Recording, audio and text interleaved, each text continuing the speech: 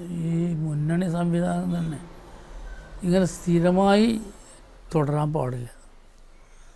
മുന്നണി സംവിധാനം ഇടയ്ക്ക് മാറിക്കൊണ്ടിരിക്കണം.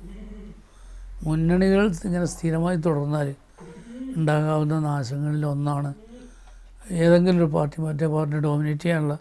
ദേശീയ തലത്തിൽ മുസ്ലിം ലീഗിനുണ്ടായിരുന്ന പ്രതാപം ചോർന്നു പോകാൻ തുടങ്ങിയത് ഇബ്രാഹിം സുലൈമാൻ സേട്ട് നേതൃത്വം ഏറ്റെടുത്തതു മുതലാണ്.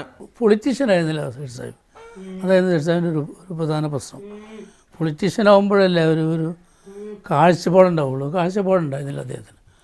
അതുകൊണ്ട് അദ്ദേഹത്തിൻ്റെ കാലഘട്ടത്തിൽ ഈ കായികമില്ലത്തുണ്ടാക്കിയ ഈ ഇതൊക്കെ തന്നെ ശോഷിച്ച് ഇല്ലാതായി.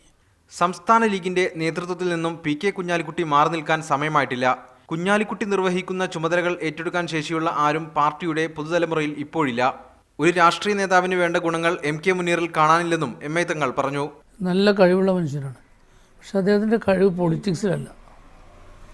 അദ്ദേഹം നന്നായി ചിത്രം വരക്കും, നന്നായി പാട്ട് പാടും, പിന്നെ നല്ലൊരു കലാകാരനാണ്. എഴുതും, നന്നായിട്ട് മനോഹരമായിട്ട് എഴുതും. അതുപോലെ അങ്ങനെയുള്ള ഈ ഫീൽഡിലൊക്കെയാണ് മുനീർ സാഹിബിന് കഴിവുകളുള്ളത്.